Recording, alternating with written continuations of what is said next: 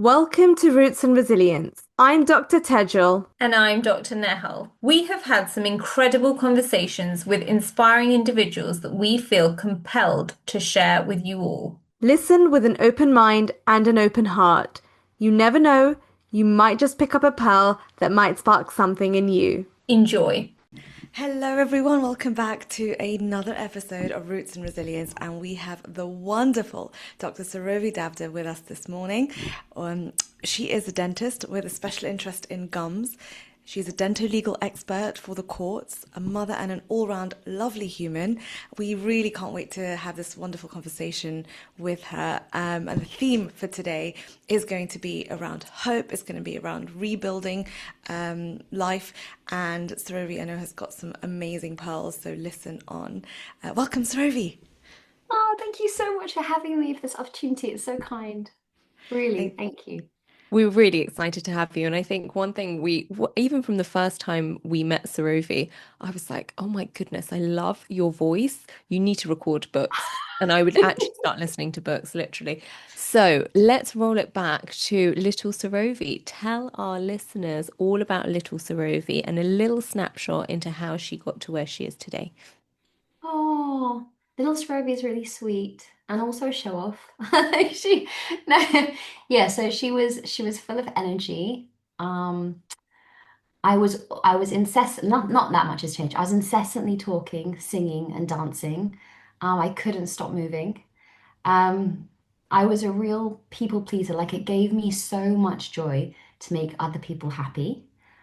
So I like lived for my parents' praise and accolades. And I used to be that kid that would like my parents go out and leave me babysitting, and I'd be like, come on, Anoki and Shivang, my brother and sister, let's clear the whole house and have it spick and span before my mom and dad come back so I can get, the praise. I was such a little goody two shoes. I really was. Um, and as yeah, so I think I started off really young, trying to please, and it gave me a huge amount of joy, and in the right done in the right way with the right intention, and I think it's a really lovely quality. It also didn't serve me at all times, because I self-abandoned. But yeah, as a little girl, I was very happy, and then teenage years were really hard.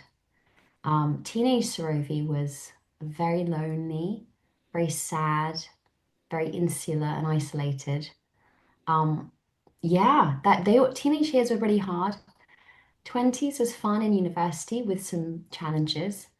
And then, yeah, and then it brings closer to where we are. I mean, not that close. I'm 47, but yeah, closer.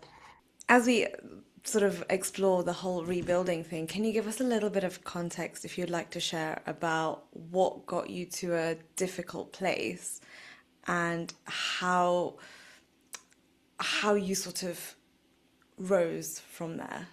Hmm. Well, do you know what? My most difficult place was getting divorced, but like there were threads of it beforehand anyway. Like it doesn't just happen, down to what I think. In my experience, one circumstance, and then everything hits the fan.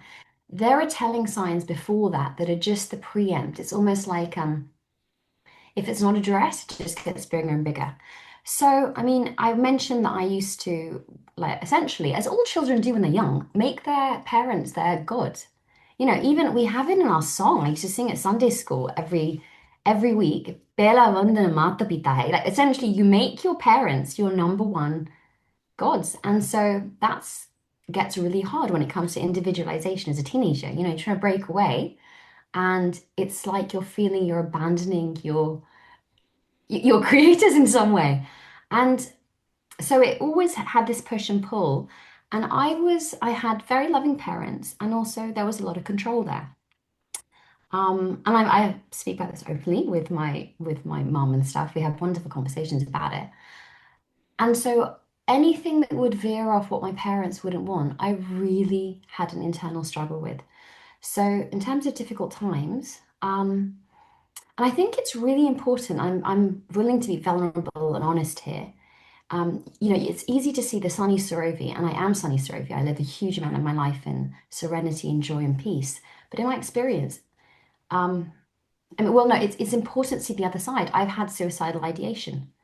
I dated somebody who was completely, in quotes, inappropriate for me. So, like, much older, not of an Asian Indian origin. And it was really rejected by my family of origin. And I struggled so badly with that. I thought, I would get to places that were so dark. There was like, I don't want to live anymore. It's not that I would take action in line with that, but I would think, I don't see what other way out there is. And that didn't just happen once. I've experienced that like a couple of times in my life.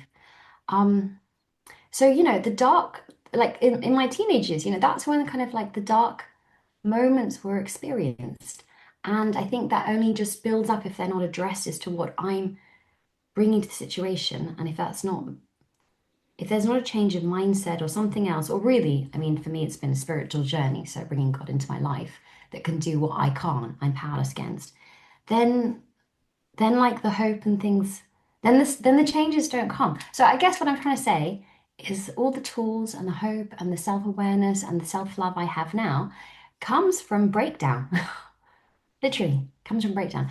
And then so the going on to the biggest one in my life, it was my divorce, where I was very towards the end, very, very unhappy in my marriage. Um, and it led to where whilst I was really grateful to be able to have the courage to exit my marriage, and that was a freedom that I was incredibly grateful for. I didn't see my children every day, and I think I was so attached to my role as a mother that I felt like half of me had been taken away when I couldn't see my children every day, and that was like one of the biggest griefs of my life, and that started on my journey to hope. I'll pause in case you want to ask a question. Wow. Thank Well, thank you so much for being so open and honest, Sarovi. And do you know, I think when you said breakdown can sometimes literally trigger that journey, it is that reset. And it can people can experience that in all sorts of ways, whether it be divorce or health or family issues, personal issues, with their children, things going on, fertility. It could be absolutely anything. And thank you for just being so open. How did you kind of accept these feelings? Because I think a lot of the time, someone might feel something and, you ignore it or you ignore any signs from your body. How did you flow with the situation? With nails dug in. I didn't, there was no flow going on in the beginning now. It was I'm going to resist this with all my might. And I think, okay, so as a child, like, there are a number of different patterns that kind of, as I'm aware, that people can use, whether it's like control or denial or like there's compliance, I use that one a lot avoidance, so many different patterns as a child that then I carried on sort of inappropriately in adulthood because we have more advocacy. As a child, we have to kind of just find a way of getting through because we can't leave our parents or we leave our family situation or leave that we don't have advocacy as a child. But when it's carried through as an adult, those don't serve anymore. And I used a number of different ways to cope initially, and spiritual bypass was a favorite of mine. So it's like, it was like I remember being asked, have you about forgiveness when I divorced. I was like, oh yeah. I was like literally within a heartbeat. I was like, oh, I've forgiven my husband, because there's always on both sides, there's things to there are resentments and there's, forgiveness. And I was like, yeah, I kind of already forgiven. And I jump into this kind of like Mother Teresa.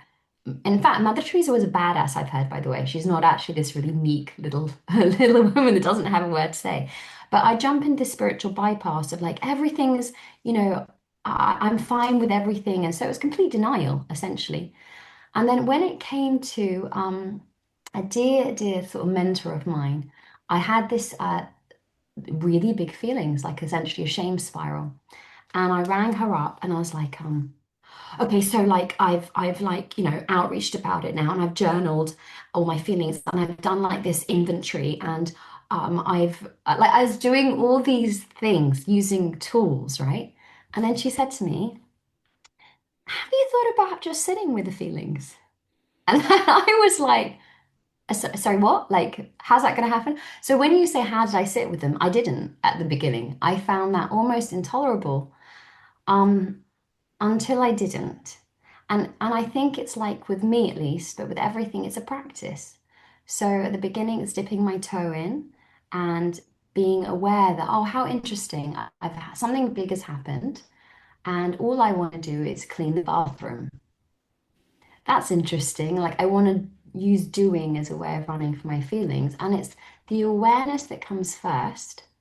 And once I'm aware and I'm in the wisdom of it's not actually going to serve me because it's going to be stuffed down and it's going to come out sideways and hurt me and hurt other people, that will slowly give me the momentum to, or the willingness to sit down with the feelings and just really feel them, like in my body. And, I can often, like now I'm more aware, like I feel grief in my throat. I feel control in my chest or fear here. I can be really aware now, and then it's with sitting with them, accepting them. And I went through a very conscious phase when I realized I was using doing as a way of masking feelings. That I thought, okay, what would happen every Sunday morning, every other Sunday when I didn't have the girls with me, that's where I'd feel acute loneliness. And what I would do is I'd do something. I'd go see someone, I'd do something. And I thought, no, I'm going to trust myself in just sitting.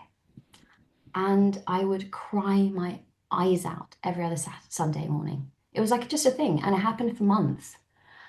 And then it would go like, I mean, it ends, right? Everything ends. And they say that actually, after feeling feelings intensely for about 30 seconds, they pass. So it's like the whole this too shall pass. And then actually I can take better aligned action to look after myself. And yeah, I don't feel that every Sunday morning. Of course I feel it sometimes, but I'm good. I'm good. I trust myself, sit with the feelings now. It's taken years. So yeah, not easily is the answer. Yeah, no, thank you so much for being so vulnerable. We love having these raw conversations. And I think a couple of things here is firstly, I think a breakdown is at any point in your life for any reason, as Nehal mentioned, is a shared human experience. And I think, it could even be lost. There's so many ways that life can sort of really hit you hard. And sometimes it happens again and again in a short space of time. And it's really tough. But I think there's so many examples around where people have managed to navigate those times, and it is not necessarily going to be smooth. It's going to be messy. It's not always going to be linear. There's going to be lots of back and forth, but the key thing is sometimes is just having that hope that you can come out the other side of it, still as a functioning, loving human, and find yourself again through that. But that process, I feel like, is such a acute growth phase that you are having to face things you've never had to face before, or learn things about yourself that you don't necessarily want to know or learn, and it can be highly uncomfortable. So the key thing is try not to do it alone. As you said, you spoke, you picked up the phone, spoke to a friend. So having people around you that you can lean on, I think, is really, really important. People you can trust, people you can show your most vulnerable side to. And like you said, it's not always going to be smooth, and that's okay. What sort of helped you when you were at the rock bottom? Like what? Mm. So, I think one of the biggest kind of triggers to change, as in that was really supportive, was I came across just through reading and stuff this a spiritual fellowship, and essentially it's kind of like you could look at it almost as like group therapy. And at that time, I started hearing like little whispers of who I would call God now, but like whatever you want to call it, universal consciousness, intuition, doesn't really matter. But I heard these whispers of like, guidance. And it was like, okay, go to this group that meets. And it was about sort of emotional rebuilding, healthy relationships, that kind of stuff I wanted. And I do this often. I was like, okay, so God, I will go, but and I'll like bargain. And I said, I will go if it's within 15 minutes travel from me. That's like the limit. And at the time, because my ex-husband and I were nesting, so the girls stayed in the family home. We were both at our parental homes when we weren't with the girls. I was living between Northwood and where I am now. And I said, yeah, I'll travel 50 minutes. That's my limit. And I Google mapped it, and it was literally to the minute, 15 minutes from each residence. And I was like, okay, okay, I got the message. I'm gonna go. And these synchronicities, of which I've got goosebumps. They happen all the time. They're amazing. If I look out for them, if I'm aware. So anyway, I traveled to this group, and what was incredible was it was founded. It was a spiritual group, but it was founded by two therapists, and so it had a lot of therapeutic knowledge behind it. And I was surrounded by a group of people that were being really honest. I'm talking about like, yeah, I felt intense jealousy, I felt hatred, I lied, I did this, and it was like, and what was so miraculous was this group of people didn't seem to carry shame around it. There was no shame or guilt. It was just being really honest and open. There was no judgment. It was a little bit like the group you've created, actually. It reminds me of that. And I was like, wow. So you can carry these feelings without self-damnation, and how's this? So I just kept going, and it modeled to me essentially self-love, and not just self-love like when I'm in a happy, sunny place. Self-love when I'm like really, I'm really displaying. It's like when I share with trusted people, like I'm opening up my chest and you can see all the viscous tar and black cockroaches running around in there. That's how it feels. Like I'm opening it up, but I can be accepted and loved, and therefore maybe it's acceptable, maybe it's lovable. And that's what started the journey kind of to self-acceptance and self-awareness, because it was lovely and convenient for me to shove all the stuff I didn't want to be aside. But self-awareness is seeing the whole, right? And being aware so that I can actually grow slowly into the person I would aspire to be, that God creates me to be. So that was the first step. And it was like every week I just turn up this meeting, and it was amazing. And then it comes with a number of tools. So I'd read literature. I got familiar in my childhood. I worked one-to-one with like a mentor. And within this, completely no charge. It's all done on the spirit of service. It's amazing. Like blind leading the blind, but it's incredible. And the tools I kind of would have got to use, that I use on a regular, if not daily basis now, are, nothing new. And it's not mine, but it's like prayer, meditation, journaling, going to these meetings, personal therapy. And I only stopped recently, which I'll go for top-up sessions, but I was doing it every week initially, and then every 2 weeks, and that only stopped after, 5 years, where I just didn't really have anything to bring. I'm sure I will go back again. Um, and what other tools? Just, yeah, like sitting. I use song, like, things like just writing a list of what brings me joy. But I think it's human connection, and for me, space.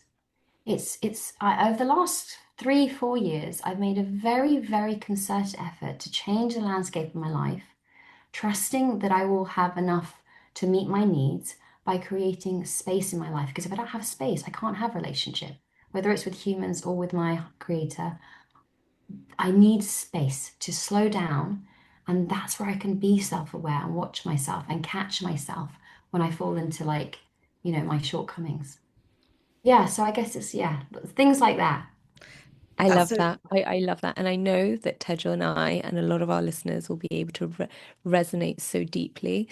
Um, when you're on this journey of self-discovery, it's really scary, especially when you have to face those inner demons. And I think what you said there about seeing other people being so honest, it literally makes it feel okay. It's okay to feel that jealousy sometimes, to Mm. feel not 100% happy all the time, and accept sadness, accept feelings of grief, or it's so, so important. And I think you articulated it so beautifully, Sarovi, so thank you.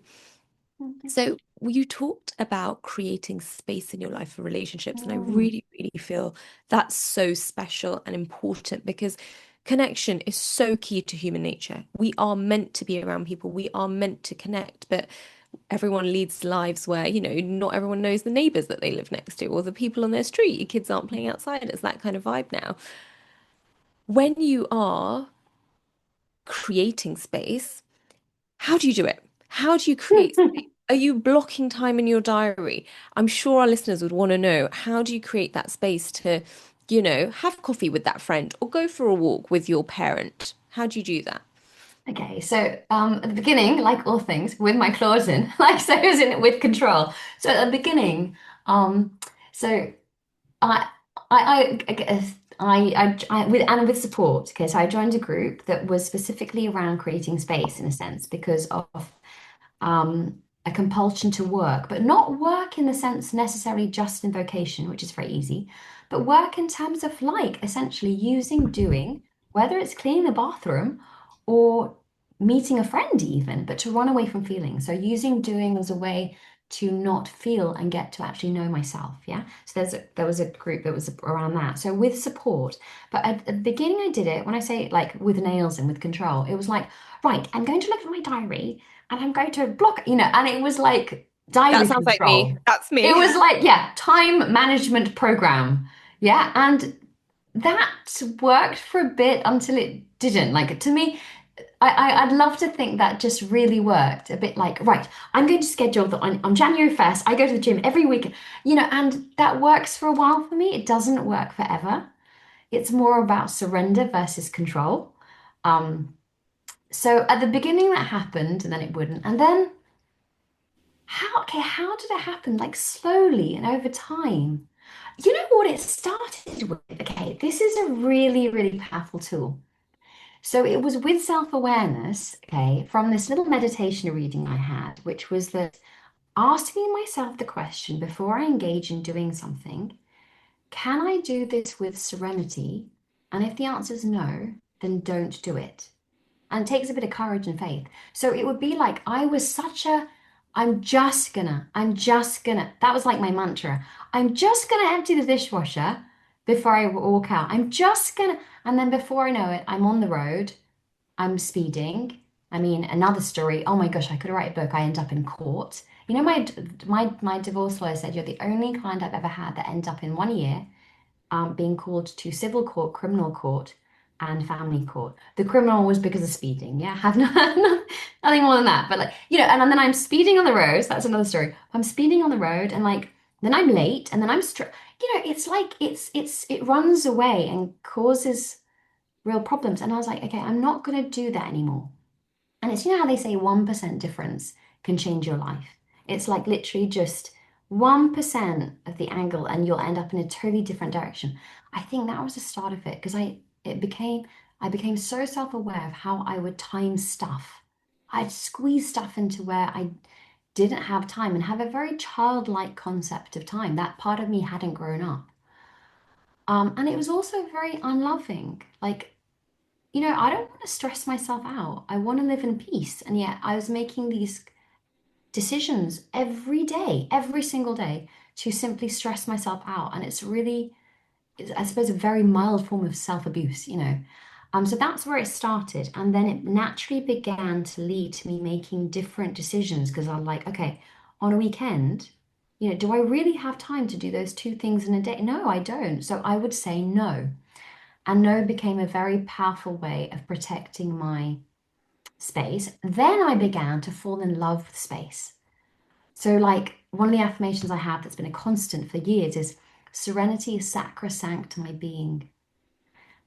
And it really is like serenity is the birthplace of connection, of creativity, of love. If I don't have the space, nothing can actually be born. So I started falling in love with serenity. So then I would naturally be drawn to want to have huge gaps in my diary. And I came across the most beautiful concept. I'm very visual, and it was like it said, curate your life like a gallery, like a museum where you have these beautiful works of art with space in between. And it's like the beauty just is magnified when it has space outside of it. So, and I found that with life, it was like I never used to, okay, if like the Sainsbury's delivery man came and wanted a conversation, my mind would jump to, "Oh, I've got stuff to do here." And I would forsake that moment of connection with another human being, which is the reason why I'm here on this earth. My purpose is to be a transmitter of love and connection. Yeah, which I fall imperfect every single day. Yeah, by the way, of course I do. But it's like I'm forsaking that opportunity for the reason I'm here on this earth to write an extra line on my report, whatever it may be. And so I started again with an affirmation on my diary that I had, which was, and I don't have it anymore, so I'll paraphrase it, but it was like, in the moments of space, that is the opportunity that God's given me to create connection and is like a gift to my life. Kind of, looking at space as a gift. So now, if someone is trying to connect with me, I'll have the awareness, hopefully in the moment, and it happens more often than not. So I'd be like, okay, what is this opportunity bringing to my life? What gift can this contain?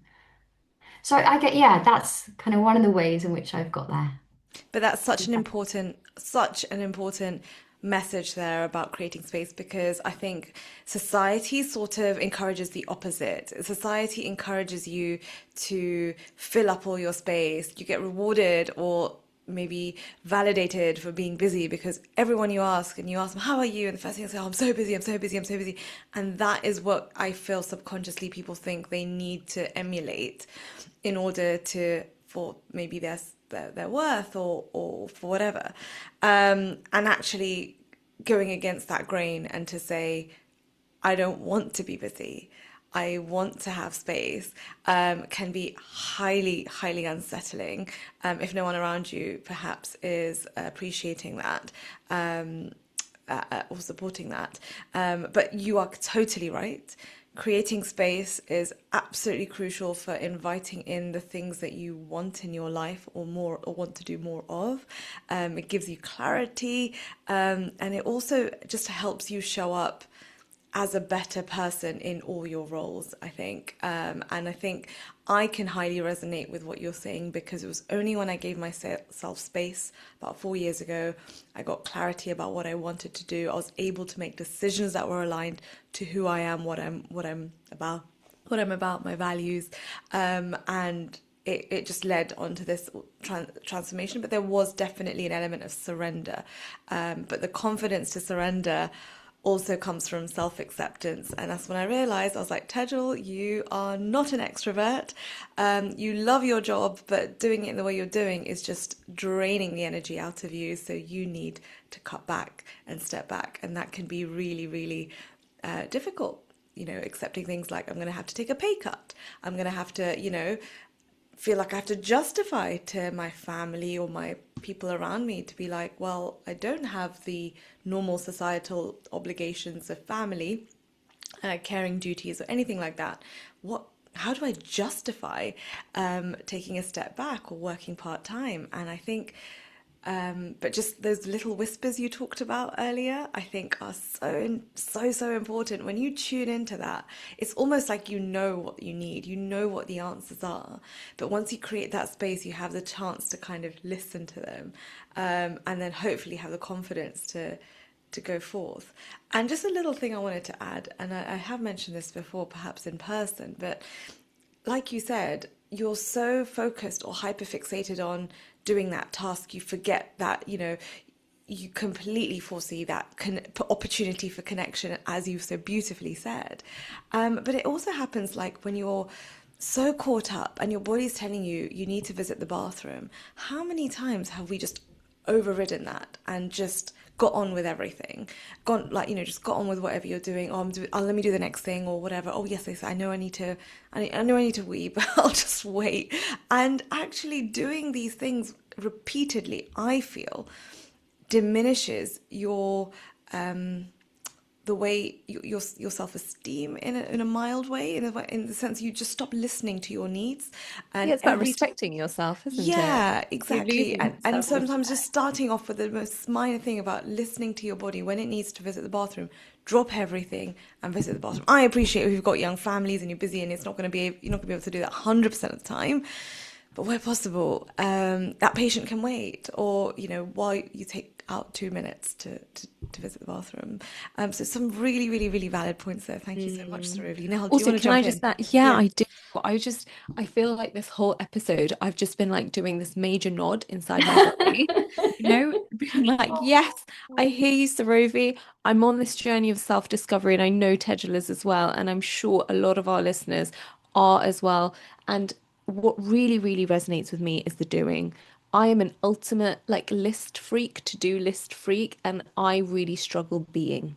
Whereas I know with Tejal, you put her in a space by herself, she is ace. Whereas for me, I'll be looking for people to talk to or watch TV or doing something. So a real, real aim for me this year is being. And actually, I was thinking about what I want. And ultimately, what I want is peace of mind. I really do. And I think when all these things manifest in a way, or you get these whispers or, intuitions, I loved how you said you have the ability, you really do, to carve out your life in a way that serves you better so you can maintain better connections and better relationships. And I would often forego meeting people to do work related stuff. Mm. And I've realized that. And I'm sure there's listeners out there that probably do the same. I'm too busy. I can't go for that coffee. Or do you know what? I can't attend that meetup or that social engagement. I've got this going on.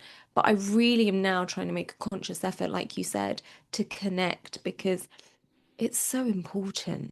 I mean, really, why are we here? We want to connect with people. And, especially us, we're connecting with people all the time, but we're so bad at connecting with ourselves. So, connecting with yourself and Mm. connecting with others is something Tej and I are really passionate about. And I know you speak the language of connection, Sarovi. So, thank you for sharing all of that. Oh, Seriously. you're so welcome. You're so A welcome. couple of things I just Mm. wanted to touch on. So one of them, I think you mentioned about sometimes, even having all those wonderful connections around you can still feel lonely. Mm.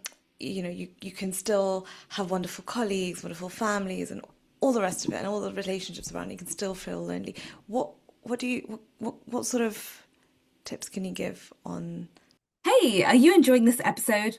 If you are, you might love our monthly newsletter. It's where Nehal and I share podcast updates, community news, upcoming events, reflections, ideas, and some fun extras. You can sign up at the link in the show notes. Now, back to the conversation. So On that? I feel like slowly but surely the loneliness has certainly dissipated because I've now got around me a really incredible network of trusted people I can ring up, and I'll still have the compulsion to stay in avoidance of that. So my my loneliness wants to feel it, like go into the victimhood, feel like, reel off the story that no one else has ever felt this bad or whatever it may be. No one will understand, no one will accept me, no one will love me. And so keep it all to yourself. And then when you've tied it all up in a pretty bow and you're the sunny Sarovi again, that's when you can share. That's when it's appropriate to share. That's what my ego wants to do, like run the show. So in awareness of that, the counteract for me is taking it outside of myself. So loneliness, shame, they say isolation is this is not me, it's Brené Brown, a petri dish for it. It like literally flourishes in isolation. So for me, one of the biggest things is to take it outside of myself, not when I've wrapped up in a pretty bow, but in the moment. So I will take some time and just sit. And sometimes that can be enough, actually, where it just kind of goes. But it's still for me, I think, really good to share it. And um I have like, a couple of avenues where I can have a really deep conversation about it with a trusted friend where I can literally ring, as in the support network I now have. It's like I literally ring and be like, do you have time to hear me? There's no like, hi, how are you? What do you do? There's no like that I can cut straight to the chase of, hi, do you have time to hear me? I can be heard and I can say, thank you so much, and goodbye. So it's not like a transactional, and now I hear you. It can be, I have 5 minutes. Do you have time to hear me? And then, of course, that's reciprocated. So it's like, it is a obviously equal relationship in that sense, but it's not transactional in that moment. I have even a setup with a friend where I can do a boundary share for 3 minutes, where I share for 3 minutes, They share for 3 minutes, and it's up to your discretion whether you get any comment on that. So with feedback or no feedback. So it's like I have those things at my disposal now that I never used to have that help me to take that loneliness outside of myself. And of course, then I'm not lonely anymore.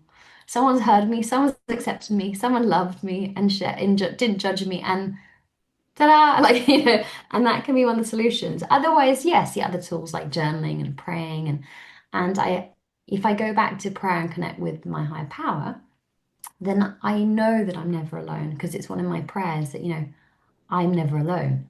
Like, I never have to carry this alone. That with God, I can remember that I have a freedom that's given to me, and that I'm heard and I'm listened to. So yeah, those are kind of particular things I partake in. And anyone who's struggling with this inner conflict of trying to pursue something that feels real or right for them against perhaps parental approval. I know this is a whole podcast in itself, but what sort of quick nuggets can you share on if anyone's going through that internal battle or struggle between, that constant need to please family, or they need parental approval for certain things, and perhaps it's not there, but they're still really feeling strongly about doing or pursuing something. And it could be in the context of anything, any sort of life decision or choice.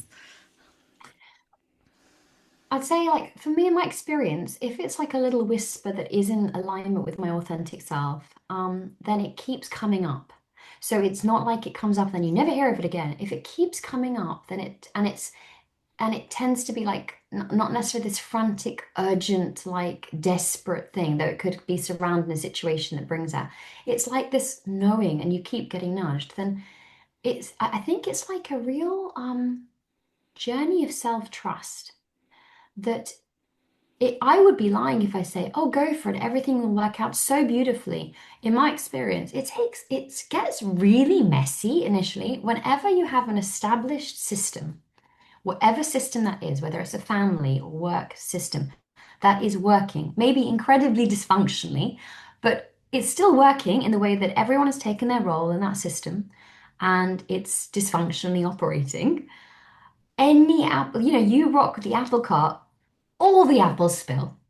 People are going to have very, very strong feelings about them. You're going to have criticism, disapproval, emotion that's uncomfortable and inconvenient, and all that is going to happen. And I think one of the important things to do is almost accept that that is a reality of aligning with authentic self that doesn't suit everyone around, and to be under no delusion that it's going to be this really, like, everyone, you're going to share with everyone this wonderful intuition that you've had and everyone's going to be celebrating on high with your newfound direction in life. No, that ain't going to happen. But, and there's a but, in my experience, if I can travel what is an aligned path with my authentic self, then eventually, and it may take time, I get what I'm seeking, and so do others around me. So if I am seeking love and joy and serenity and peace and all the good stuff that we all want, it reverberates a bit like a pebble with its ripples. Like, so, my mom and I, as an example, and I use this often if I'm sharing, um, she's seen my journey and she's my biggest advocate now of what my intuition is, okay? So she goes, Sarovi, God listens to you. So when you have that intuition, you go for it. Now, this is a completely different stance to when I first started getting whispers and wanted to follow a path that wasn't what was expected of me. But I'm 8 years down the line from having a divorce, which was not welcomed, by her at all. But she trusts me now, and that's because I trust myself. So it's like Gandhi said, you become the change you wish to see in the world. And it's the power of modeling, not necessarily even with the intention of modeling, but by following your heart, by following that intuition. It takes a lot of patience, it takes a lot of resilience, and being able to have a clean emotional boundary from what other people are experiencing, which in some ways is actually is none of my business. My life, my responsibility is taking care of me and being the person I want to be. Outside of that, actually, what other people think of me is none of my business. something I struggle with. But to be able to do that, and so to proceed with love versus attachment to what other people and my ego wants, is a really hard journey, but it pays off in the dividends are like just I'm flooded with abundant blessings by doing that. And it's not been easy. So that's what I kind of say, that if you're willing to see it through, in my experience, it really does pay off. Wow. Ride out that storm, guys. Ride it out. Yeah. If And you learn how don't to know what dance in the to rain ultimately, but do, that's something I still struggle with. that is literally Tejal's favorite quote. I remember when we were in Colombia, the rain was like literally pouring. Tej was like, "Video me dancing in the rain. I'm gonna go dance in the rain." So it's so Yeah, lovely that you say that. it is one of my favorite quotes. My Last quick question, right? hmm. Because this has been a question at the back of my mind. You know, when you're in a victim mindset, and I'm pretty sure I've been in this victim mindset where you're like, "Oh, why Oh, it's me? a favorite of mine. I love Why it. me?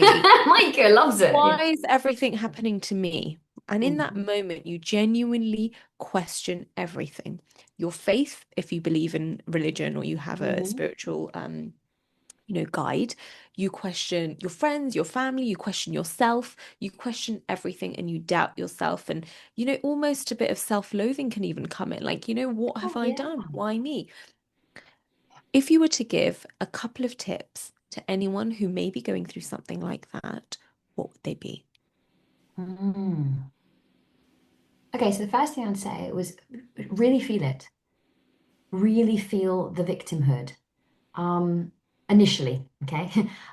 There's this, I don't know who the author is, I can't remember, but it's called Radical Forgiveness. And one of the first steps of Radical Forgiveness workshop that he runs is like the first thing you do is write a letter of like in total victimhood. Don't even try and make excuses. Don't even try and see their point. Just like really feel it in all its victimhood, all its ugliness, because I think some part of us, and at least in my experience, has been that coming through is like the thing that is the knowledge, the wisdom, the innate wisdom that I'm spinning a story here.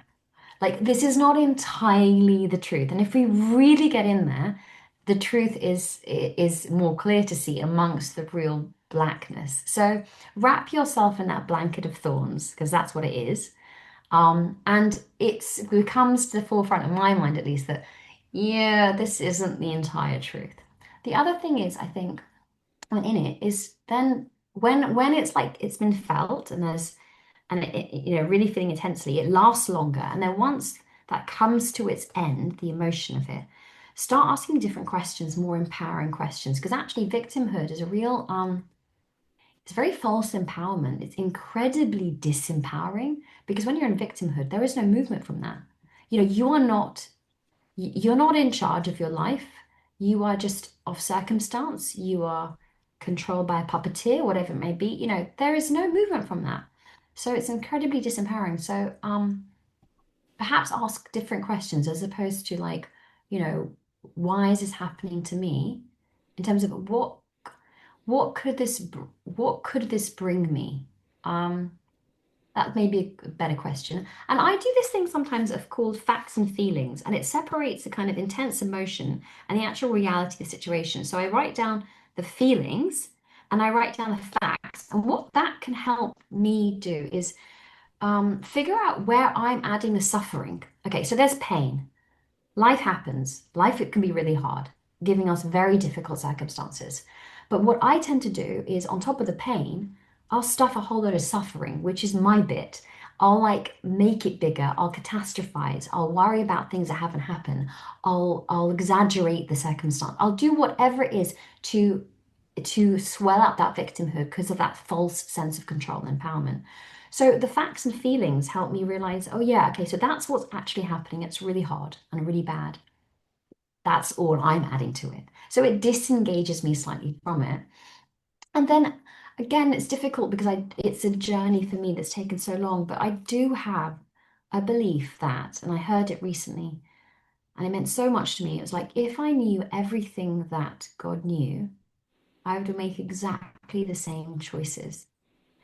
And that can be in a different way. It doesn't have to be with God, but if you believe in sort of a divine guidance, sort of karmas, that everything in life has a meaning, that our purpose on earth is to learn, or whatever it may be that might be a certain guide, if you apply that, it's like, okay, I don't know what's coming out of this situation right now that's going to benefit me, but maybe there is. And I can start, for me, praying, but start asking, you know, I am great. If I change from, expectation to appreciation, and that attitude of gratitude thing, it's like the most empowering thing is, and you can fake it till you make it, but let's say I'm in this awful situation, I can start giving thanks for what is going to come.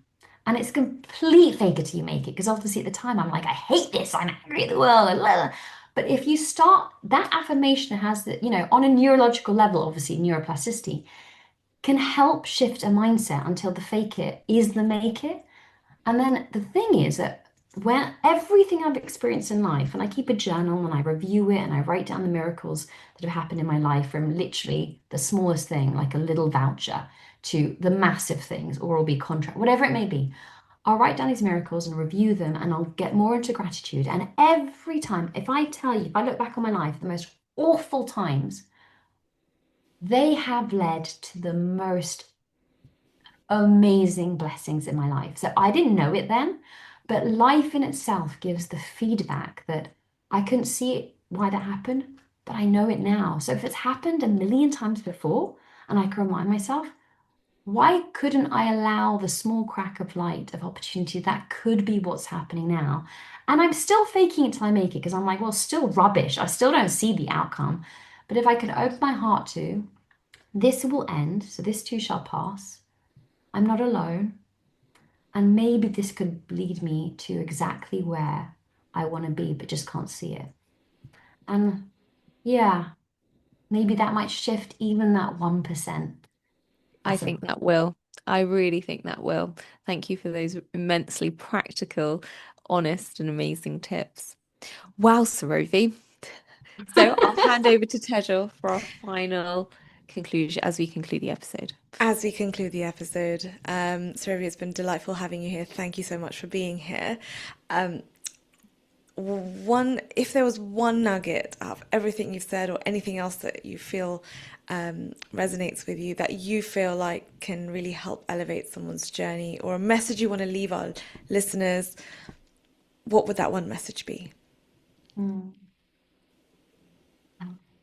I'm just going to say it because it came to my mind, so it must come from somewhere.